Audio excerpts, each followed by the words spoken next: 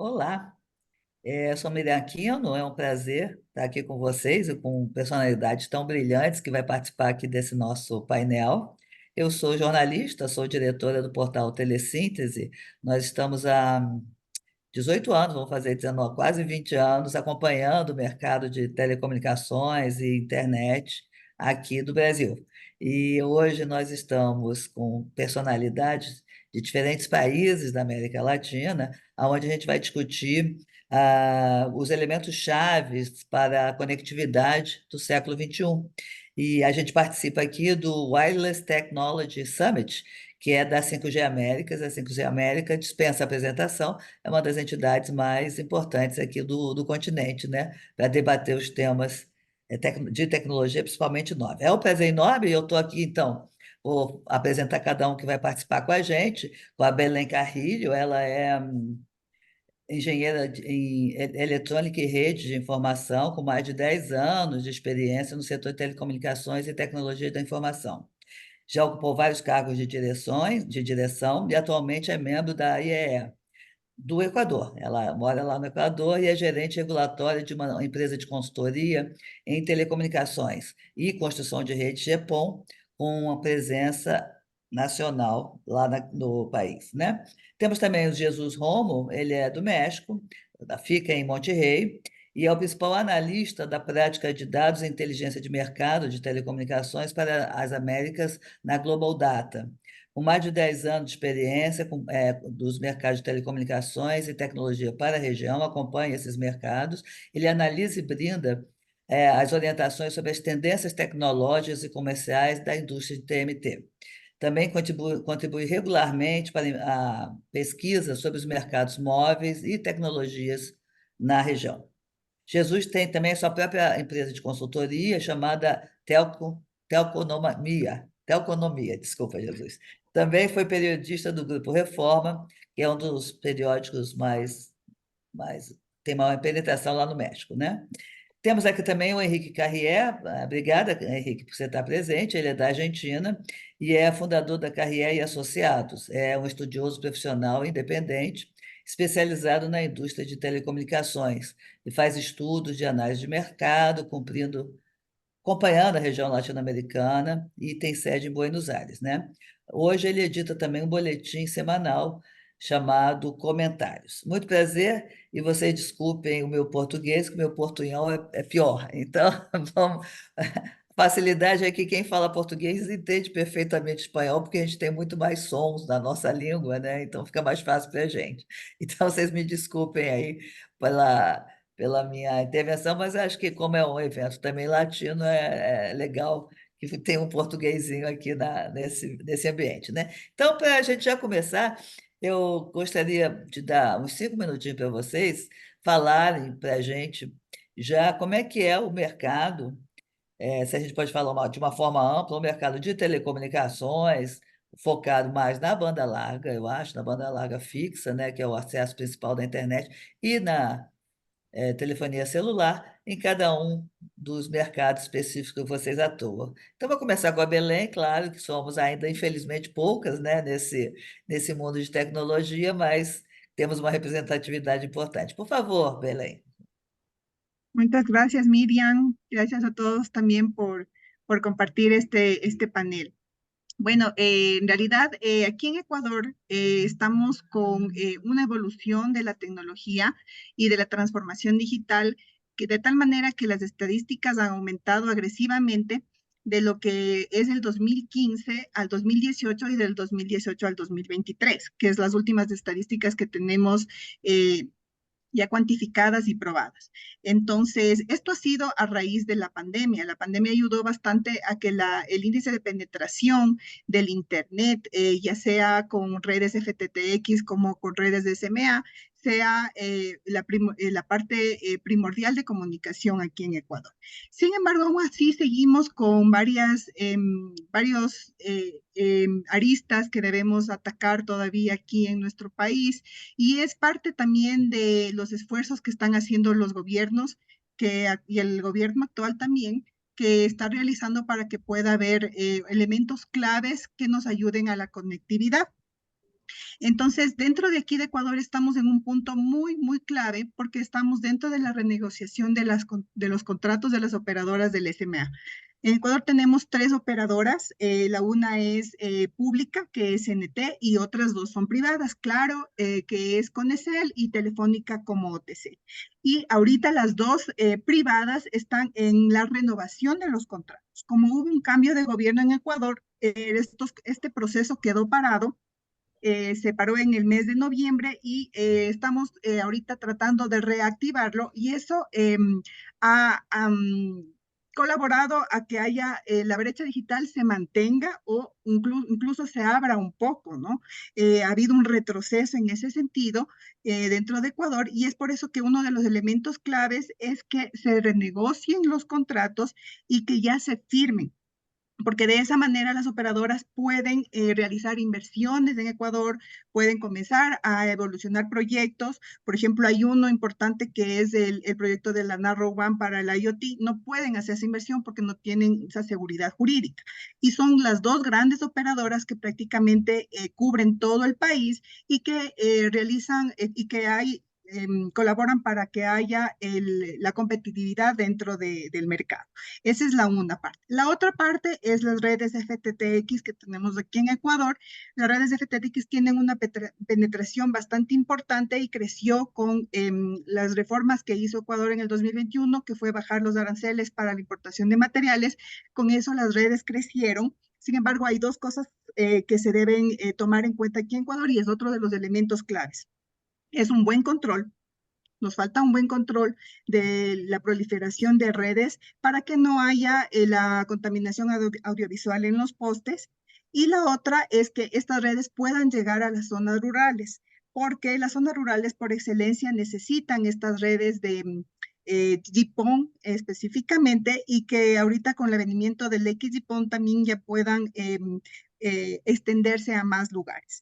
Son estas dos aristas que tenemos por el momento y para ello lo que necesitamos como tercer elemento, no menos importante, es la regulación. Entonces, la regulación es parte fundamental aquí en Ecuador que debe ir cambiando conforme las normativas que ya se implementaron, por ejemplo, la Ley Orgánica de Transformación Digital, que dicta algunos plazos y algunos estamentos para que las instituciones públicas, no solo las instituciones que están adscritas al ministerio, sino en realidad todas las instituciones públicas puedan ir modernizándose y cambiando su regulación y que puedan internamente, endógenamente, puedan cambiar y también su regulación frente a a sus regulados, que sea una regulación más amplia, más dúctil, también que puedan ser inteligente, aplicando mecanismos como sandbox, por ejemplo. Y esa es la tercera parte fundamental en la que estamos aquí en Ecuador y que es importante abordarlo. Ok, Belém, vocês estão num momento muito rico, então, aí, né? Porque discussões de contratuais, renovações de regulação e novo governo, com essa mistura toda, realmente incrementa bastante o debate. A gente volta para você. Henrique, por favor, fala um pouquinho de como é que tá o mercado aí. Mm. A Bien, Argentina é uma coisa difícil a gente perguntar, né? Porque a situação, só a inflação já nos assusta muito, né?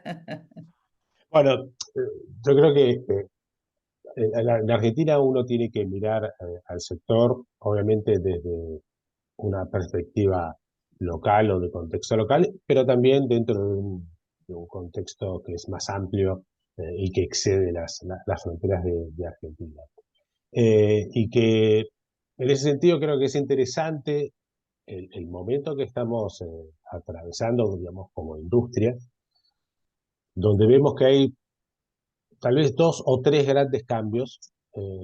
Obviamente, por un lado, en lo que fija el reemplazo del cobre por la fibra, eh, que trae más nuevas capacidades que tal vez más gente conectada, ¿no? Se está reemplazando lo existente con una tecnología que habilita nuevos usos. Algo parecido está pasando con 5G, ¿no? Donde los mercados de la región ya tenemos una penetración bastante importante de líneas móviles, y 5G lo que agrega son tal vez nuevas capacidades que tal vez no vamos a ver tanto como usuarios individuales usando teléfonos, sino en usos más cercanos al IoT o a usos industriales, etcétera, pero que además requieren de una madurez de la demanda, no es solamente poner la nueva tecnología. Eh, y después como factor que asoma y que puede ser muy interesante, y creo que tal vez de bastante impacto, sobre todo en nuestra región, que tiene que ver con la llegada del satélite como complemento tanto de las redes fijas como las redes móviles, ¿no? Y eso puede ser, ahí sí podemos tener cambios importantes, sobre todo en términos de cierre de brecha, por lo menos de brecha geográfica, ¿no? Después tendremos la brecha socioeconómica, por llamarlo de alguna forma, que necesita otros tratamientos. Y esto también se da en momentos en que, digamos, claramente creo que la industria de las telecomunicaciones ya, yo por lo menos lo veo así, no tiene el glamour que tenía hace 10, 15 años. Inclusive eso se ve reflejado en los balances y en el valor de las acciones de las empresas. Y que entonces estas empresas que ya no están, digamos, en un crecimiento acelerado como tuvimos a principios de la década de los 2000, eh, tienen que enfrentarse a un recambio tecnológico muy importante, ¿no? Esta migración del cobre a la fibra, el despliegue de 5G, donde inclusive, si ahora vemos, bueno, hace muy poco se hizo el Mobile World Congress, y lo que veíamos es que todavía se está tratando de hablar de casos de éxito de implementación de 5G, cuando hace 5 años ya que tenemos 5G operando comercialmente. Lo cual demuestra que más allá de los desarrollos tecnológicos no es tan fácil eso traducirlo en digamos, mejoras o nuevos usos, etcétera, sino que va a requerir cierta maduración. Y en el caso particular de Argentina, este contexto, del cual obviamente las empresas locales no escapan, se da en un contexto local, macroeconómico, muy complejo, de muy alta inflación, o sea, estamos hablando de inflaciones de 3 dígitos por año, eh, con dificultades para acceder a divisas, etcétera. O sea, hoy la economía argentina está en un proceso que esperamos concluya favorablemente, pero que por el momento es más un parto con dolor. Todavía el bebé no nació, estamos con la parte de los dolores. Y entonces, en este escenario, las empresas tienen que invertir y lograr rentabilidad, que se ve también muy afectada en los últimos tiempos. Entonces, yo creo que tenemos una combinación de un estatus o un momento de la industria no tan brillante tal vez como desde el punto de vista negocio, no tal vez desde el punto de vista tecnológico, pero sí desde el punto de vista negocio, bueno, con un contexto local complejo que evidentemente va a hacer que mínimamente este año sea un año digamos, de transición y después en todo caso entraremos en detalle de cómo siguen las cosas. Pero bueno, es un año lleno de desafíos. Henrique, a gente volta ainda mais pela situação da Argentina, né, que realmente é uma dificuldade até você fazer previsão um pouco aí de como é que isso pode caminhar, né, porque a situação lá está bem complicada. Mas, Jesus, o México está mais tranquilo, né, pelo menos do ponto de vista da regulação de telecom, houve algumas iniciativas importantes aí no. Algumas me parece que não deram muito certo. Então, como é que você faz assim, aquela ideia da rede neutra de frequência de 700? Parece que a empresa estatal continua patinando, né? Enfim, como é que você faz uma avaliação? Mas a competição no México, a agência reguladora ainda faz alguns instrumentos para estimular a competição. Como é que está hoje o serviço? Como é que a população está sendo servida pelas empresas no México? Por favor, Jesus. Sí, gracias, Miriam. Si entendí bien tu pregunta, sí hay algunos temas regulatorios. México es un tema en donde los últimos 10 años los hemos estado marcando mucho por un parteaguas de legal y regulatorio, que fue la reforma de telecomunicaciones. Y al día de hoy, creo que en el caso mexicano siempre es muy importante ver la regulación hacia dónde la estamos apuntando. Ahí yo te diría que en términos de regulación, para no extendernos mucho y para hablar también de mercado, en la parte de regulación una parte que ha sido continua es la de competencia, ¿verdad? México es un mercado que históricamente fue muy concentrado en fijo y móvil. Al día de hoy, los números, tanto oficiales como los que uno puede ver en los estados financieros, indican que el mercado de conexiones fijas, sean teléfono o sean internet fijo, es un poco más competitivo. Y en esta competencia, un rol que han tenido o algunos actores importantes han sido las empresas de cable, pero también empresas de fibra. Calculamos nosotros en Global Data que en México la fibra óptica va a ser el principal medio de conexión para banda ancha fija hacia 2024-2025. Para estas fechas estamos calculando que de cada 10 conexiones, 5 van a ser por fibra al hogar o fibra al edificio o hasta las premisas, ¿verdad?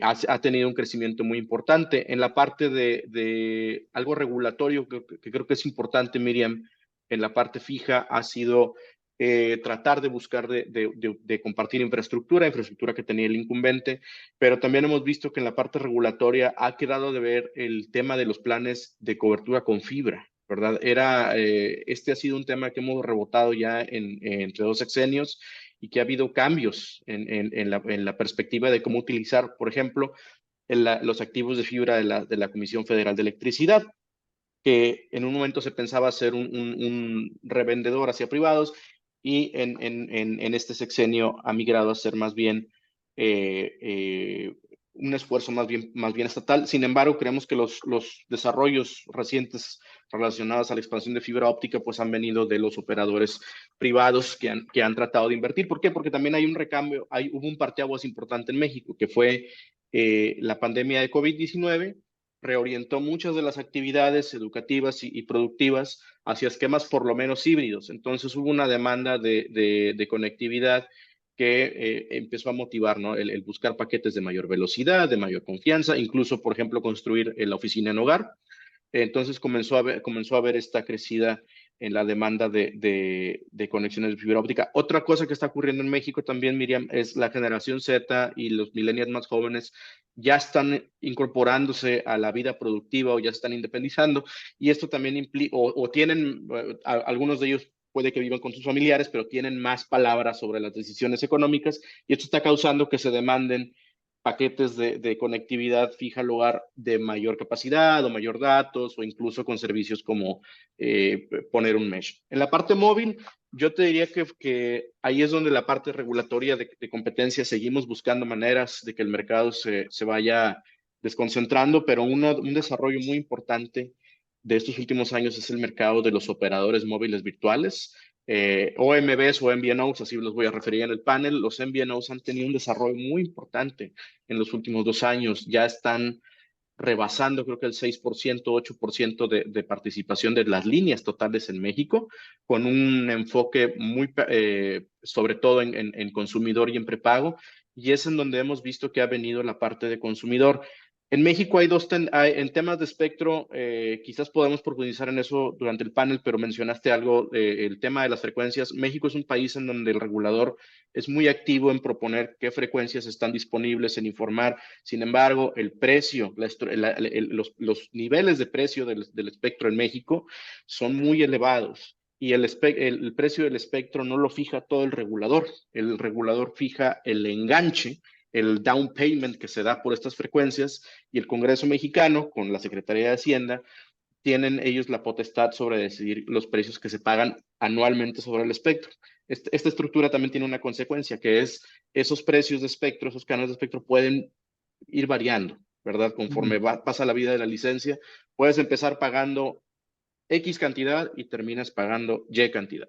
Entonces, eso es un aspecto de consideración muy importante, sobre todo para los operadores móviles competidores. Recordemos que Telefónica devolvió su espectro en México, en parte motivado por los altos precios que se pagaban por las frecuencias que están en uso. AT&T, que es un operador que ahora transporta el tráfico radioeléctrico de Movistar o de Telefónica, también ha devuelto algo de espectro. Entonces, esto es un tema regulatorio que no hemos logrado solucionar o no se han logrado encontrar alternativas. Se han propuesto, pero no se han adoptado.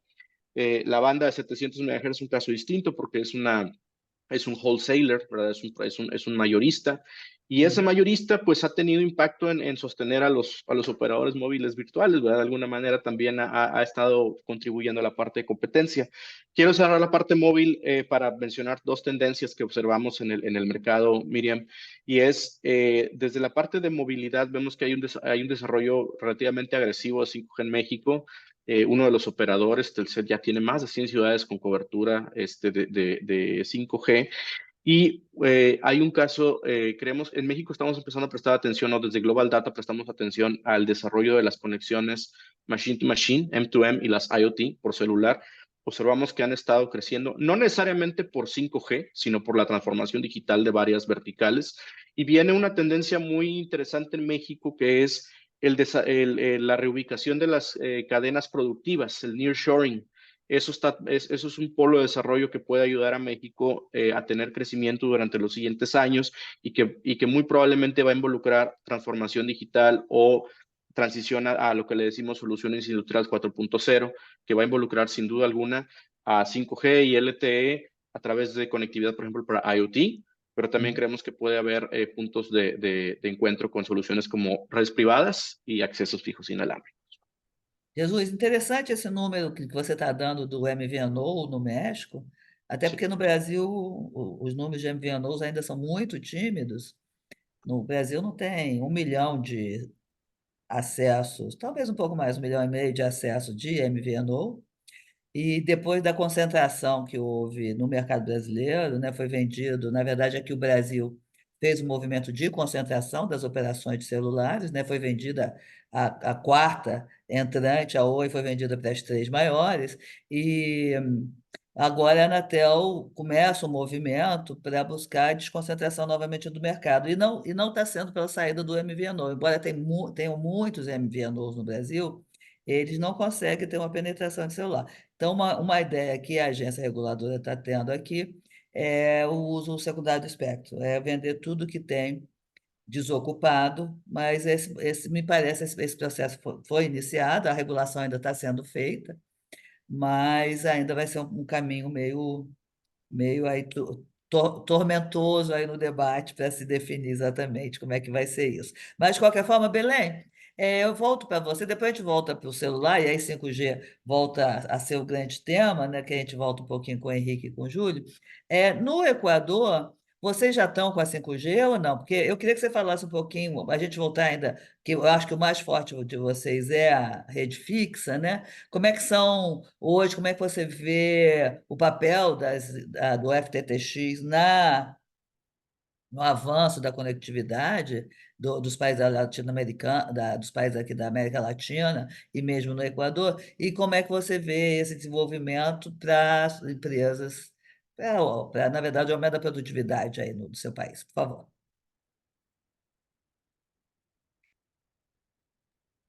Sí, Miriam, bueno, en Ecuador hubo una estadística de la GCMA donde se habló acerca de cuál es la brecha digital que ahorita mantenemos. Y en realidad estábamos dentro del 7% que es en Latinoamérica, pero en Ecuador específicamente estábamos en el 5%. Entonces el 5% era la brecha que manteníamos como estadística aquí en Ecuador. Pero ¿a qué se refería ese 5%? Ese 5% se refería a personas que realmente no tienen nada de conectividad en sus zonas, es decir, no tienen ni conectividad con redes fijas, ni redes móviles, y a veces ni siquiera acceso a la empresa pública como telefonía fija. Pero estas estadísticas son un poco mentirosas, por decirlo así, porque no ven el tema también de la economía que lo había tomado Enrique y Jesús, perdón, es la economía de cómo tienen acceso dentro de aquí de Ecuador las poblaciones a tecnología que probablemente sí exista.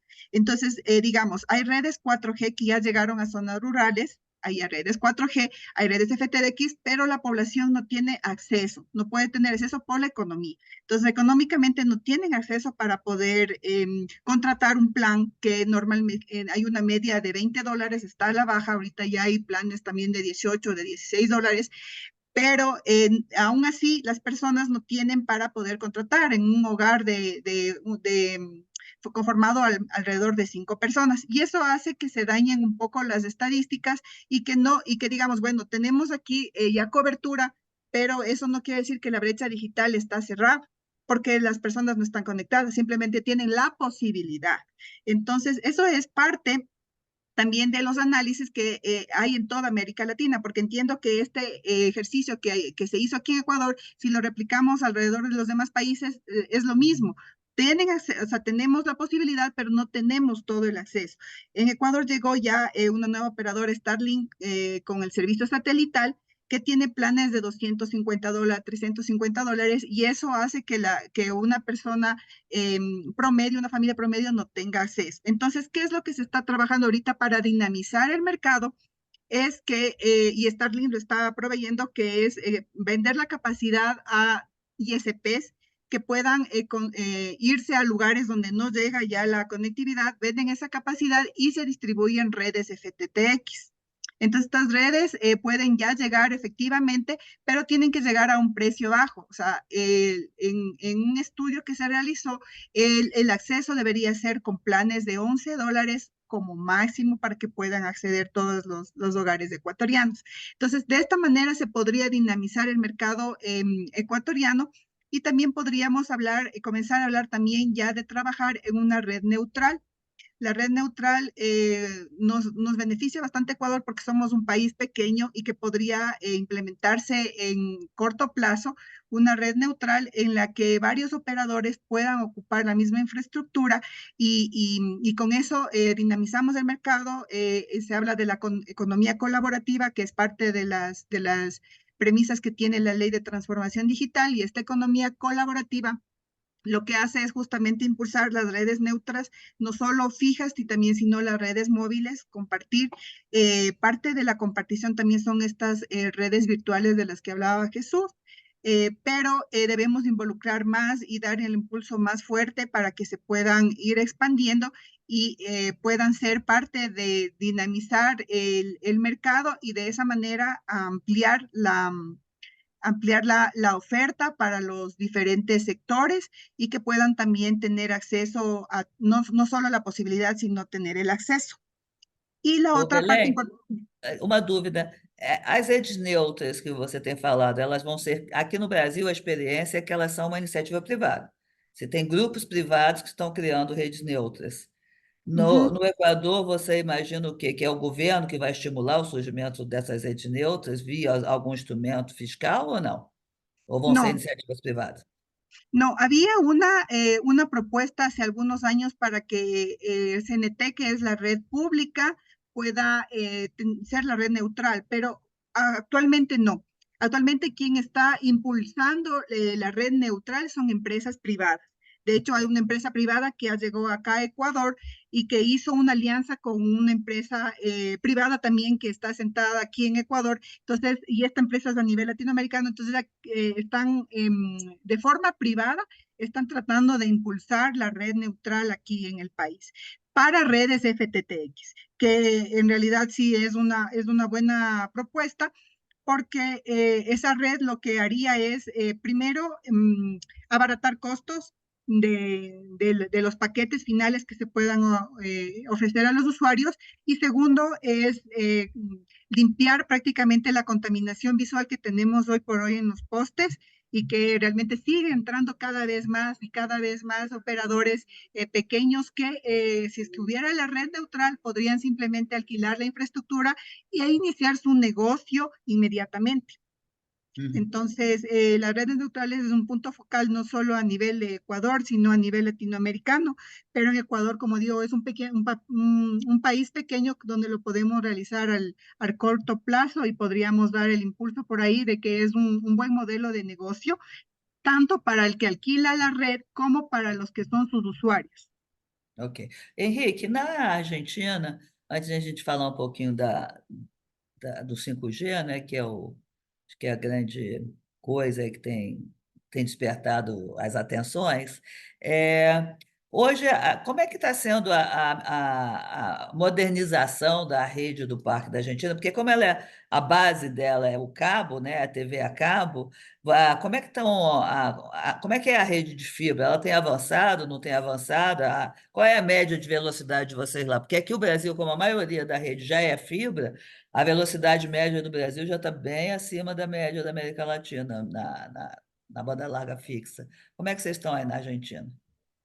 Sí, digamos, es cierto, digamos que Argentina tiene la particularidad que históricamente tuvo una gran industria de televisión por cable, que fue la primera que, digamos, que migró a banda ancha, y todos sabemos que la tecnología HFC tiene una muy alta capacidad para ser una tecnología de cobre, ¿no? Entonces eso hizo que, por más que la fibra demoró en arrancar en Argentina por cuestiones regulatorias, eh, yo diría principalmente porque durante mucho tiempo se impidió que las empresas de telecomunicaciones pudieran ofrecer servicios de televisión, con lo cual quedaban afuera del negocio de video y no había un incentivo muy grande para aumentar la capacidad de las redes porque no había tampoco un incentivo para financiarlas.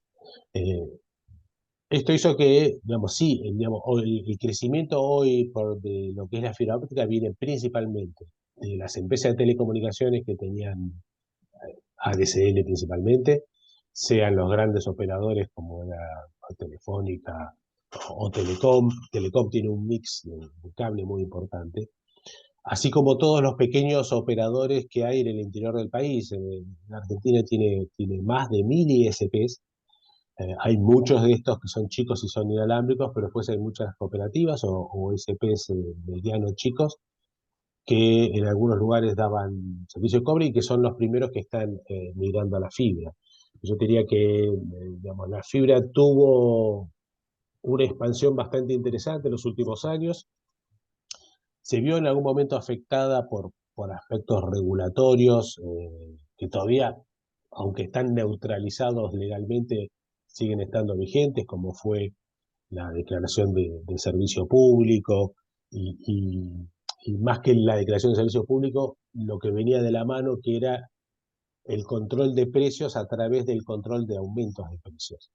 Que normalmente esto en una economía normal tal vez no es tan evidente, pero cuando vos tenés una economía como la Argentina, que tiene más de 100% de inflación anual, si a vos te controlan los aumentos de precio, en definitiva te están controlando el precio. Eh, y en los efectos prácticos lo terminan bajando. Entonces esto fue un poco un obstáculo para el normal desarrollo de la fibra. De hecho, cuando uno ve las estadísticas de cómo iba creciendo la fibra, la rampa era muy acelerada hasta que llegó este decreto que las convirtió en servicio público, hubo una caída y después recuperó el crecimiento, pero a un ritmo. Hoy lo que tenés es básicamente digamos, un avance. Ya hoy la fibra es la segunda tecnología en términos de conectividad. La primera es el HFC, o lo que normalmente lo llamamos cable modem, que es la conectividad a través de la red de televisión paga. Y este crecimiento de la fibra se está dando principalmente a manos de lo que es el ADSL, que ha venido cayendo sostenidamente. Eh, Acá, por eso, pues, jugaron la migración de los grandes operadores y también, digamos, puntualmente, digamos, particularmente en el caso de Claro, que Claro no tenía red fija. Claro solo tenía un negocio principalmente de telefonía móvil y que desde hace unos años empezó a desplegar una red de fibra en lo que sería un greenfield, ¿no? No estaban reemplazando nada. De hecho, por eso hoy entre Claro y Telefónica tienen, yo me animaría a decir tal vez el 75-80% de las conexiones de fibra. Entonces esto está avanzando también con los problemas típicos de los despliegues de infraestructura, sobre todo que lo vemos en Latinoamérica, y más cuando son regímenes federales, donde digamos, hay que interactuar con distintos niveles de gobierno, donde no necesariamente las regulaciones son parejas en todos lados, donde en un municipio puede haber ciertas condiciones, en otro municipio otras, y esto finalmente se traduce en mayores tiempos, mayores costos para el despliegue. Uhum. En ese sentido, lo que sí también está avanzando, a pesar de muchas dificultades, es la compartición de infraestructura y la aparición de redes neutrales. Y acá yo creo que también hace falta un poco trabajar la regulación y a veces también la regulación que excede al sector de telecomunicaciones, porque hay, por ejemplo, factores impositivos que hacen que sea complejo desde si una empresa o un operador, como hizo Telefónica en otros países de la región, si quiere separar su red para formar un operador neutro con algún socio, etcétera, en la Argentina impositivamente eso lo hace bastante difícil y más inviable que en otros Por que, países. Henrique? Por que seria difícil?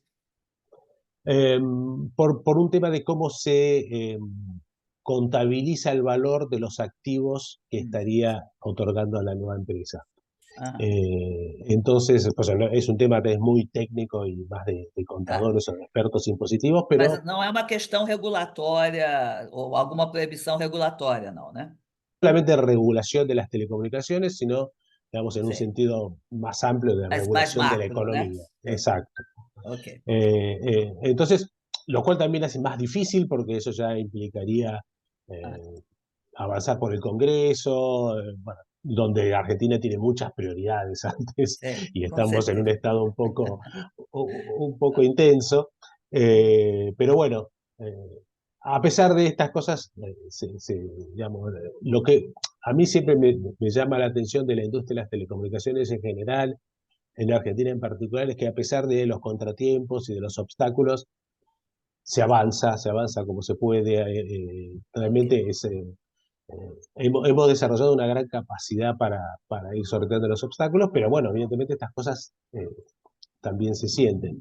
Ahora se suma a todo esto, digamos, lo que mencionaba antes de la situación económica, de una devaluación muy grande que hizo que también sea más caro invertir en la infraestructura, tiene mucho componente en dólares, entonces se hizo más caro. A eso se le suma que hay impuestos a las importaciones por un tema de coyuntura y de necesidad de divisas. Entonces, la verdad que es un camino que se hace cuesta arriba, ¿no? Com Lo mismo certeza. pasa Deixa con los eu ouvir móviles. um pouquinho o Jesus agora, depois eu volto para você, Henrique. Jesus, eu tenho o México, enfim, um dos maiores desafios, né, do Brasil é essa nossa extensão territorial. E aí eu queria saber um pouquinho de você sobre na regulação do México, como é que vocês estão pensando ou estão agindo para enfrentar a questão da falta da brecha digital na área rural? Como é que vocês estão lidando com isso? O Henrique já falou um pouquinho, a Belém falou muito, né, da preocupação de que está se construindo essa questão. O Henrique falou muito da opção agora satelital, um pouco, né, que vocês estão imaginando. E no México, Jesus, como é que vocês estão enfrentando? Porque aqui no Brasil, embora o sucesso de algumas políticas, hoje 95% do território brasileiro não tem cobertura terrestre de telecomunicações. Então, Sí, é um la- desafio enorme, embora 95% da população tenha acesso, né? São as contradições dos nossos números. Mas e o México, que tem uma extensão territorial também sí. significativa, como é que vocês enfrentam, por favor? México tiene una extensión territorial muy grande, pero también tiene una orografía complicada. Eso es un tema que uno como analista de mercado no lo ve, pero cuando platica con ingenieros te lo dicen y te lo recuerdan. Dice, llegar a lugares muy remotos. Es más, te voy a dar un ejemplo. Mira, Monterrey es la segunda zona metropolitana donde yo vivo, de México, y me puse a ver el listado de localidades que son la subdivisión del municipio que no tienen cobertura de ningún tipo de internet, que es no tener accesos fijos o no tener al menos 3G. Y en el área metropolitana de Monterrey había por lo menos dos localidades, entonces, y que Monterrey es un área de montañas, ¿verdad? Entonces el tema de la orografía y el tema de las áreas rurales y en donde están ubicadas, es desde hace muchos años, desde que yo recuerdo, uno de los temas principales de la brecha digital, porque México tenía en el último censo que vi, creo que el 30% o entre 25 y 30% de la población vive en áreas rurales. Esto es a veces más grande que lo que vemos en otros países de América Latina. América Latina es muy urbana, pero hay países en donde todavía tenemos esta parte rural. Ahora, justamente, Miriam, aquí es donde tenemos otra parte donde no se atacó necesariamente con regulación, sino con política pública. Desde la reforma del 2013-2014, el gobierno federal tiene el mandato de desplegar políticas que fomenten el acceso o que en general reduzcan la brecha digital. Hemos tratado o hemos visto que el gobierno lo ha buscado atacar de diferentes maneras, en donde creo que hay un problema de continuidad, es que el Ejecutivo, el presidente del país y el Poder Ejecutivo general tienen esta facultad, entonces algo que puede cambiar de un gobierno al otro conforme cambia el partido. ¿Qué vimos en los 6 años pasados? Había un énfasis en buscar lo que le llamaban los puntos Méxicos conectados, que eran puntos de Internet comunitario e involucraban diferentes tecnologías, acceso fijo inalámbricos, tengo entendido, satelital y algunas redes fijas cableadas. Ahora se concentró eso sobre la Comisión Federal de Electricidad, el programa Internet para Todos. Y para esto, en teoría, se puede llevar conectividad con algún medio cableado, pero también satelital y la red compartida. Para la red compartida ha terminado siendo, de ser un instrumento de competencia en el mercado, con este gobierno ha tenido un cambio a más un tema de ser el vehículo de la conectividad. De hecho, el regulador otorgó una concesión a la Comisión Federal de Electricidad para que pueda ofrecer estos servicios al cliente final, siempre y cuando esté en lugares en donde no haya otro competidor y sea un área que esté desprovista de conectividad, lo que les mencionaba, que no haya ni 3G. E está dando Entonces, certo, Jesus, Porque o que eu tenho lido é que não anda muito bem esse projeto, não é? Ou está lo que, dando pa- certo? lo que pasa es que ha sido un despliegue. Si ve uno de los números, la población que en teoría podría ser beneficiaria de ese tipo de conectividad es menos del 8%, ¿verdad? Quanto? Porque en otros lugares rurales que hay cobertura móvil. Y esto Uhum. me lleva a la otra parte de cómo se ha buscado también cerrar la brecha digital. Tenemos lo que hace el gobierno federal y tenemos en otra parte, el regulador ha buscado con la subasta de espectro de 2.5 gigahertz, puso algunas obligaciones de cobertura, justamente de llegar a zonas rurales. Entonces, hay algo que está haciendo el gobierno federal, el ejecutivo, pero también hay algo que vemos que trata de hacer el regulador. ¿Cuál es la complicación? ¿Qué pasa cuando te devuelven el espectro, verdad? O si tienes una subasta de espectro y no hay interesados por el precio. Entonces, esas obligaciones tienen un límite. Pero, sin duda, la expectativa ahora de cómo llegar a estas áreas pasa mucho por el gobierno federal y pasa mucho también por qué se puede hacer con nuevas tecnologías, o bueno, con tecnologías que están renovándose. Mencionaba Enrique el tema de la complementariedad de los satélites, ¿verdad? El satélite, el llegar con tratar de aprovechar las constelaciones de baja órbita, pues es algo interesante y no necesariamente para el acceso final, porque como ya mencionó también Belén, el acceso de los planes de ese tipo de tecnologías, el satélite es un ARPU muy alto o pide un ticket muy alto de compra. Hemos visto que hay otras posibilidades, por ejemplo, el ofrecer equipos refurbished, que es algo que está haciendo Starlink, ¿verdad? Para bajar el precio de adquisición de estos equipos, te está vendiendo uno reacondicionado, o tratar de utilizar satélite para dar el backhaul, ¿verdad? Y justamente este va a ser un negocio para estas constelaciones. El ofrecer backhaul para 5G, para 4G o para operadores fijos también puede ser algo interesante. Esto en México todavía no está muy desarrollado, todavía no permea, pero sí hay cierta, yo sí he visto de primera mano uso en áreas remotas, por ejemplo, el uso de conectividad a través de satélite. Por ejemplo, hace tiempo fui a un área de montaña aquí mismo en Nuevo León y ahí vive gente, es una localidad y las personas te venden, te alquilan entrada al Wi-Fi que está provisto hay una antena, ¿verdad? Satelital que es la que transporta. Entonces, la brecha digital sigue siendo es un tema que no hemos podido resolver por la orografía, pues estamos viendo que las tecnologías inalámbricas o incluso satelital pueden ser una buena alternativa, pero no hay todavía un proyecto de largo plazo decisivo de cómo cerrar.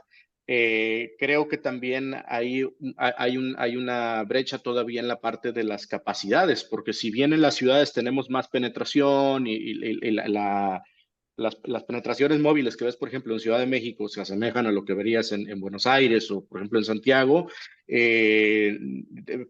Hay mucho énfasis en la productividad a través de esas conexiones, ¿verdad? De cómo utilizarlas para emprendimientos, para comercios, ese tipo de cosas.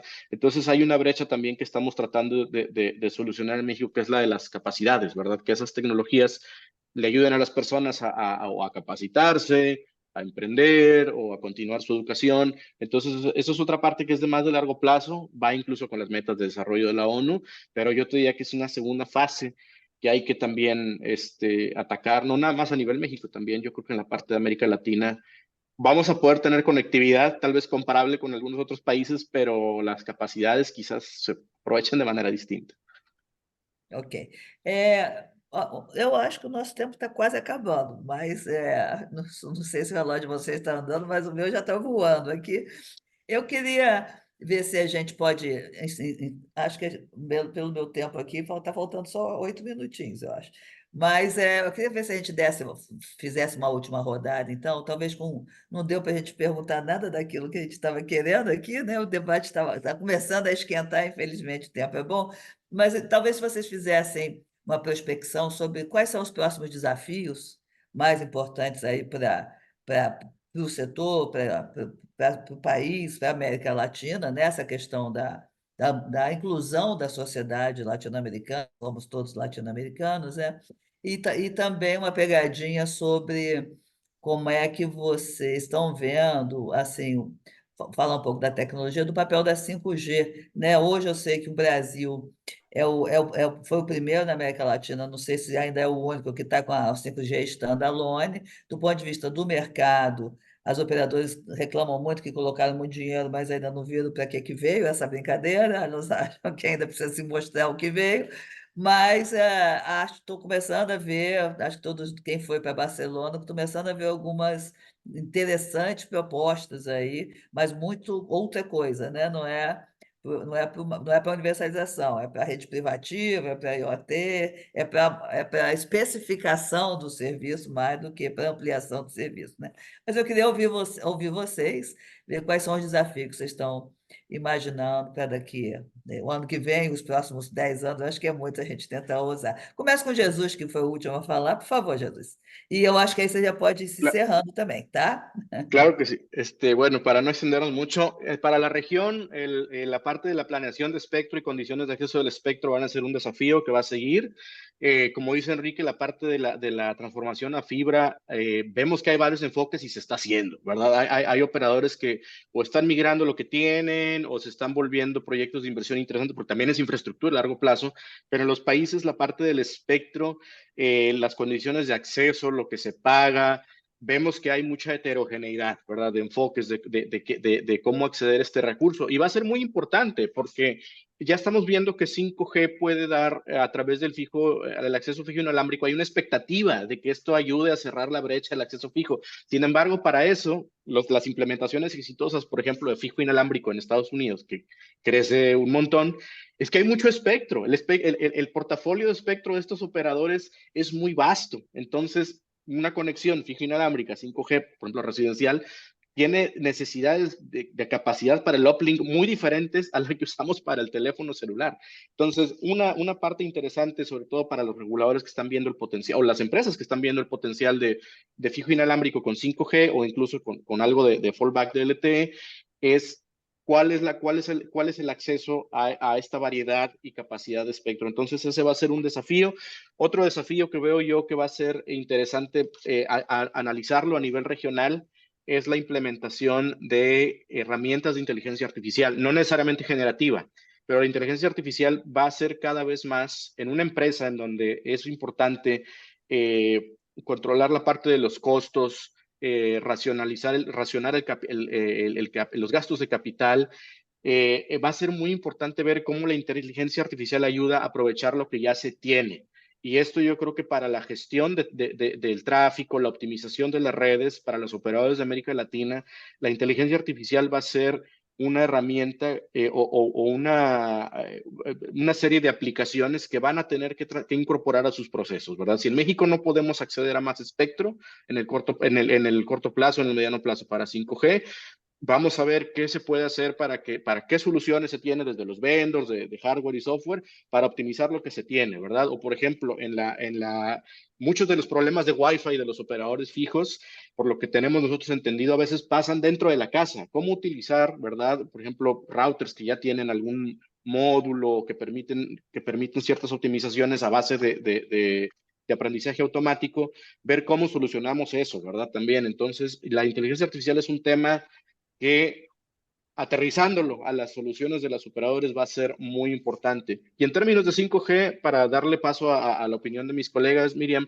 yo creo que a nivel regional algunos de los casos de uso más interesantes que vamos a ver son las redes privadas de 5G. Y yo te diría que más bien redes privadas a través de espectro licenciado, que pueden ser soluciones 4G, 5G, pueden ser interesantes para empresas que estén buscando, por ejemplo, sustituir algunas otras soluciones, sustituir puntos que ahorita son Wi-Fi con otro tipo de solución, o que necesitan, por ejemplo, comunicaciones de misión crítica o de muy baja latencia. Yo creo que la parte de 5G a redes privadas puede ser muy interesante y no nos olvidemos también que los operadores están en esta fase de mostrar las capacidades de sus redes 5G para abrirlas a otros desarrolladores, ¿verdad? Brasil es un forerunner, los operadores anunciaron creo que el Open Gateway, que es ya el acceso a las capacidades de la red 5G con desarrolladores independientes y que si recuerdo bien, inició con un fuerte énfasis en soluciones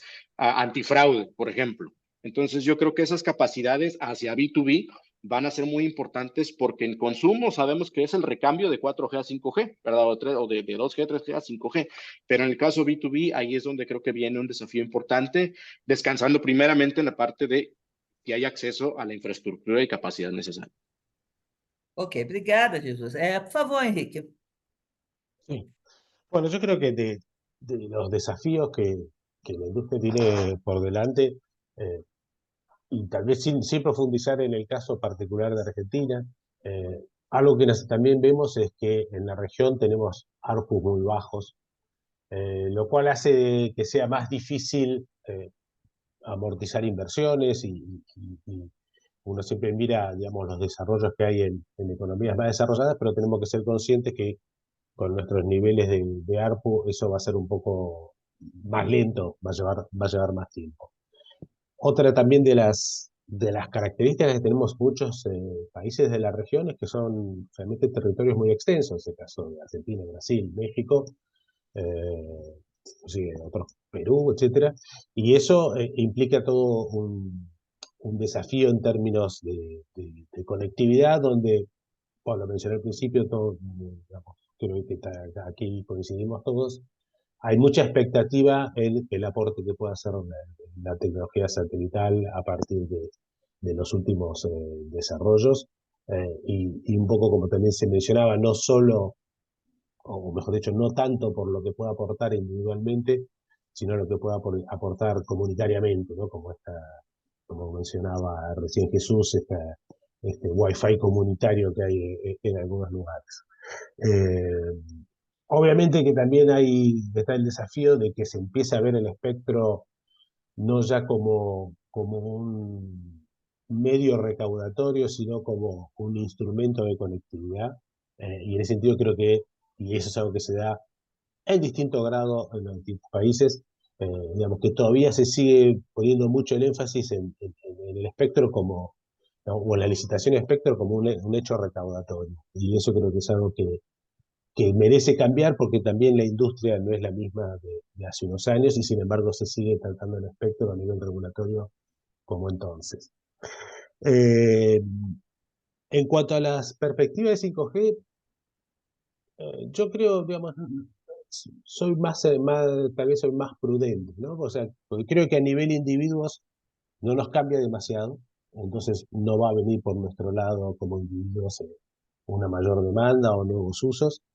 Y en el caso de los usos en organizaciones, en empresas, es importante tener en cuenta que disponer de 5G con todas sus características es tan solo un primer paso, ¿no? Que en el caso de las empresas esto va a implicar reingenierías, revisión de procesos, integración de estas nuevas tecnologías con lo ya existente, etcétera, con lo cual eso lleva un tiempo de estudio, de desarrollo y madurez, con lo cual, aunque yo hoy como empresa o organización tuviera acceso a conectividad 5G, yo voy a tener que hacer mucha tarea interna antes de poder capitalizarla en estos nuevos usos.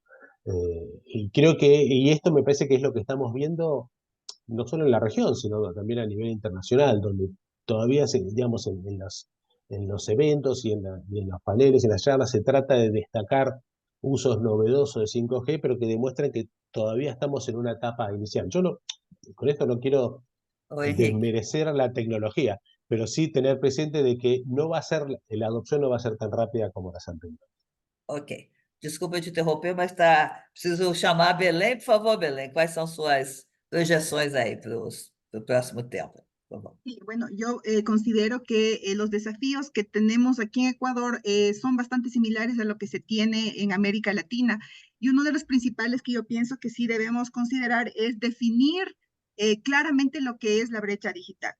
Porque hace 20 años la brecha digital era infraestructura, luego fue evolucionando, ahora es la posibilidad de conectarse, pero en realidad debemos enfocarnos a que las personas efectivamente puedan conectarse y que ese sea nuestro enfoque como brecha digital. Y parte de ello es la educación que se les pueda dar a las personas en general, no solo de las zonas rurales, sino también de las zonas urbanas y a las empresas para que puedan dar el siguiente paso de transformación digital. Es una parte importante que las empresas, las pymes especialmente, puedan dar el salto a la transformación digital, porque eso les obliga a conectarse y eso obliga a que haya una economía digital dentro de un país. Entonces, implementar la economía digital dentro de los países LATAM es un segundo desafío. Y el tercero es parte del gobierno.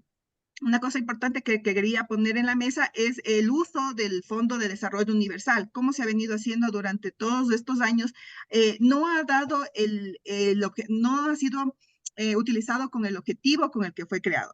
Aquí en Ecuador, por ejemplo, hubo una reforma hace algunos años en donde este dinero pasó directamente a las arcas del Estado para que ahí se pueda distribuir a todo el país en las diferentes necesidades. Entonces ya no se distribuía en telecomunicaciones, sino en las necesidades que tenga el país. Y eso desvirtuó totalmente este fondo, que en realidad es una parte fundamental, porque eso es justamente para las zonas rurales. No podríamos ahorita, y no considero decirles a las operadoras que no sea recaudatorio, obviamente no debe ser recaudatorio, y compensarles con cobertura rural, porque esa economía no es sostenible, sino es hacerles que las nuevas operadoras construyan dentro del espectro un modelo de negocio que avance tecnológicamente Y las zonas rurales deberían ocuparse justamente este Fondo de Desarrollo Universal que sea muy bien elaborado de tal manera que no pase estos puntos Wi-Fi que hay, que hablaba Jesús. Hay aquí también en Ecuador y han ido cambiando de nombres conforme el gobierno, ¿qué pasa? Va cambiando, antes eran los puntos wifi, luego los puntos del encuentro, ahora van cambiando, pero siguen siendo lo mismo y no es algo sostenible, al menos aquí en Ecuador no es algo sostenible y debería ser algo sostenible. Entonces, eso lo podemos realizar con el Fondo de Desarrollo Universal, bien utilizado, bien pensado, con una regulación inteligente y más que nada que vayamos cambiando a la forma acelerada que cambia la tecnología. Tenemos ahora justo lo que se hablaba ampliamente de la inteligencia artificial que puede promover dentro de las redes FTTX, incluso promueve el control dentro de la OLT, lo hace más rápida, 10 veces más rápida su antecesora a las redes PON o las redes GPON, ahora la XGPON lo utiliza inteligencia artificial, pero eso lo realizamos justamente con la buena inversión de lo que es el Fondo de Desarrollo Universal y que las empresas pymes comiencen a evolucionar hacia la transformación digital de su core de negocio. Ok, muito obrigado, Belém. Assim, o que nos une não é também quase a nossa língua parecida, mas é um pouco essa característica de todo mundo tem fundo, o fundo nunca foi usado, o Brasil ficou 20 anos com o fundo de universalização também não sendo usado, agora que ele começou a ser destravado, Mas acho que tem nós passamos por uma experiência importante aqui que espero que se reproduza, se trata do espectro. O último leilão que a Anatel fez foi pela primeira vez um leilão que não foi para arrecadar dinheiro para o Tesouro Nacional, foi vendido 1.200 megahertz, que é muito espectro para muita banda, e foi tudo para a rede, para o avanço. Quer dizer, se conseguiu convencer o establishment brasileiro de que espectro não é para arrecadação, mas é para desenvolvimento, né? Espero que se consiga também ser o grande argumento para todos nós aqui na América Latina e que aqui no Brasil se continue a pensar assim também, né? Gente, foi muito obrigada, foi muito importante, assim, aprendi muito nesse nosso debate e vamos ver se na próxima vez a gente volta aqui para o Wireless Technology Summit da 5G Américas, né? Um abração, muito obrigada, gente. Até a próxima, tá? Tchau. Gracias, chao.